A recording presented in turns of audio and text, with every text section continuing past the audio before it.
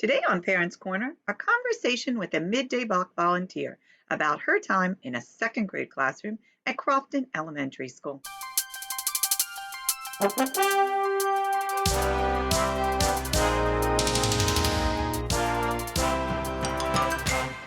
Welcome to another edition of Parents Corner. I'm your host, Shelley Davenport. And as you probably know, we generally celebrate our AACPS awesome volunteers each spring with events inside and outside the school walls. Well, this year has been a little different, to say the least. But that certainly doesn't mean that there hasn't been a huge outpouring of support for our students. From the Volunteer of the Month, who took the lead on collecting diapers for the Tyler Heights Community Resource to Go events, to the parent groups that helped get donations for the Harvest for the Hungry campaign, to the small but mighty group of folks who distribute food to the Jessup Elementary School community each month, to the dedicated seamstresses who sewed specialized masks for students, and to the many, many, many more volunteers whose stories I haven't even heard about yet. The ability of the AACPS family to pivot their service in a time of need is amazing and, quite honestly, humbling. So before we get started with this show, I just wanted to say thank you to all who have helped in whatever way, large or small. We are truly better together. And so with sort of the out-of-the-box service in mind, today we'll be chatting with a volunteer who is literally on the front lines, supporting our students. Joining me is Marlon Guevara, a midday block volunteer at Crofton Elementary School. Welcome, Marlon. Thank you so much for joining me. I really appreciate it. I know that you obviously are very busy. So let's start out with just sort of telling me you're Crofton Elementary. Give me a little information about you. Hi, thank you for having me. So I'm Marlon, and I have two kids at Crofton Elementary School, and I help with the Midday Monitor. I'm with one of the classrooms for second grade. Second grade, okay.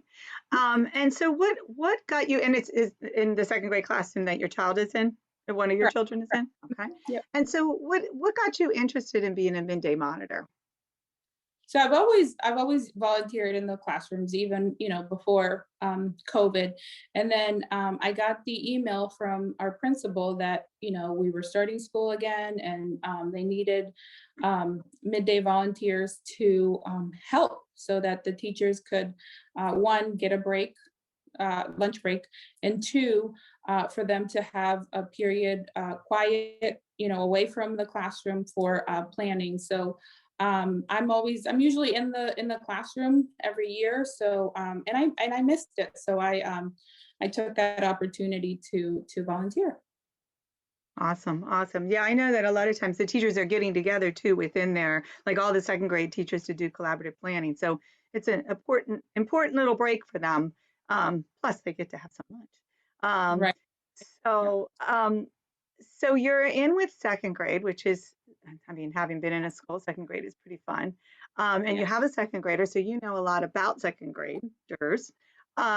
So what, for our friends at home that just have no idea what this looks like, it's been such a strange year. What does it look like? What does that day, that 2-hour period look like for you? Can you just sort of walk us through? Yeah, sure. So I'm in the classroom. I have the kids for about an hour and a half. So I go in, I check in, I sanitize my hands, wear a mask the whole time. And then when I get to the classroom, the kids are usually, excited to see me because, I know a lot of the kids from actually kindergarten, and they're second grade now. So I've had these kids for a little while.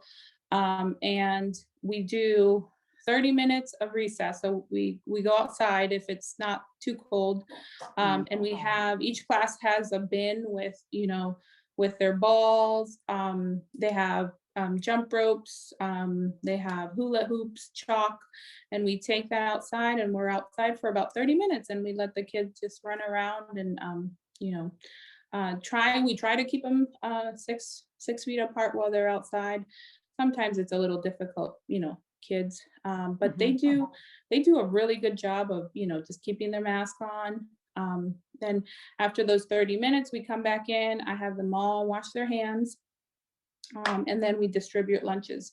And we've been so fortunate to have lunches provided by Anne Arundel County, to all the students. So even if they bring their lunches, they still get a lunch from the school. And we lunch is about another 30 minutes, and then we do a literacy for the last 30 minutes. I usually read a book, and we talk about the book, and it's about an hour and a half that I'm there.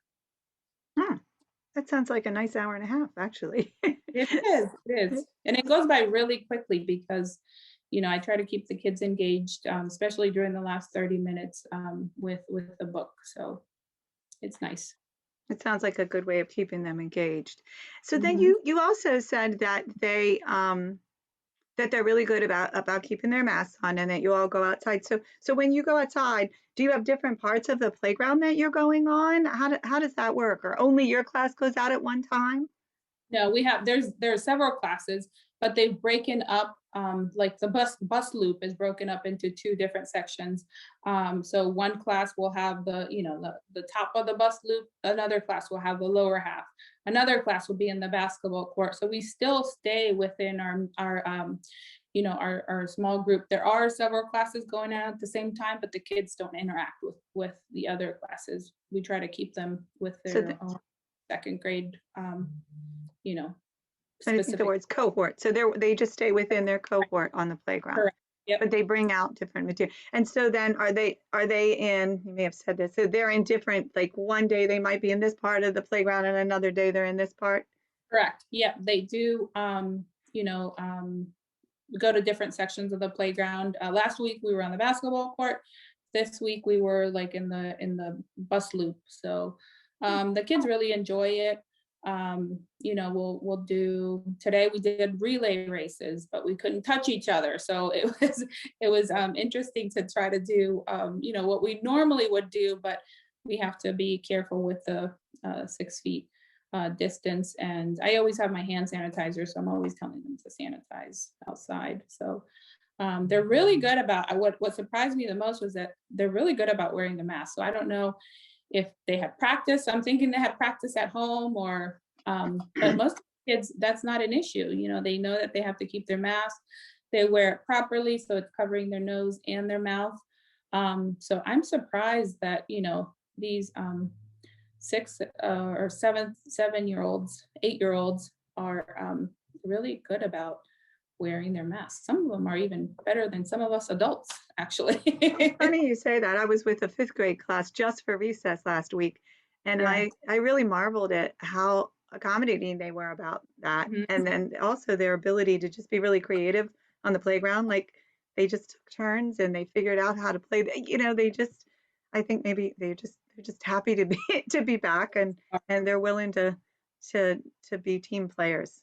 So Yeah. that's really neat. So I love that you talked about reading stories and keeping the kids engaged. Um, and it makes me think, is there anything that really, I guess it's been 3 weeks now, right? Anything that really sticks out? I don't know, maybe about being there with your own child or your relationship with these kids or anything that really sticks out to you? Um, for me is just seeing, they're all wearing their masks, but the minute I walk into the classroom, they know my name. They say, "Hi, Miss Guevara. Hi, Miss G." Just that they're so happy to get a break from the computer and everything, sitting in a computer all morning long. I think that just makes it worthwhile for me. Not only my child, is happy to see me, but all the other kids too. So Yeah, um, that makes it worthwhile for me. I'm sure. And this will be one of those things you'll remember always. Or Mhm. is it a he or a she, your child? She, Andrea, she's in second grade. Yeah, Yep. I'm sure she'll be talking about this, even when she's grown up, the Right. time my mom came and helped out. So Yeah, I that's really. really awesome. I wanted to ask you one other question. You mentioned the lunches, and even if the kids bring a lunch, that they're also receiving a lunch. And I've seen some of these lunches that are just really awesome with vegetables and all kinds of things. So do those kids, do they just take the lunch home with them then? sometimes they'll take the lunch home, and other times they'll do, part of the home lunch and then part of the school lunch. Let's say, Huh? if they take Smart. something they like from the school, and then they pack up other things that they don't like, or that they don't want or don't like, and then they'll put them away and we'll send them home, so that the parents can do whatever it is that they want with the lunches. And then they also get dinner. So my kids are coming home with dinner also, which is really nice because I've been using the vegetables to cook dinner with. So but they get breakfast, lunch, and dinner. Well, that's what I heard too, because the picture I saw, I think there was spinach and some carrots, and someone said that they were getting really creative in how they were making dinner out of the things that were sent. So, Yeah, so it's yeah, really quite an opportunity for all of us to to get some new dinner ideas. So, yeah. And it's a and the kids are learning that. So, Right, and it's a good opportunity. The principal at our school had sent a message saying, this is a good opportunity for a child to try new things. Maybe they don't, like zucchini, or maybe they don't like carrots. Well, this is, to your opportunity to just explore different vegetables, or different food options. So yeah, yeah. No, I think it's great. I think it's great. Well, I cannot thank you enough for what you're doing and how you're supporting your school and the kids. And like I said, your daughter will always remember this.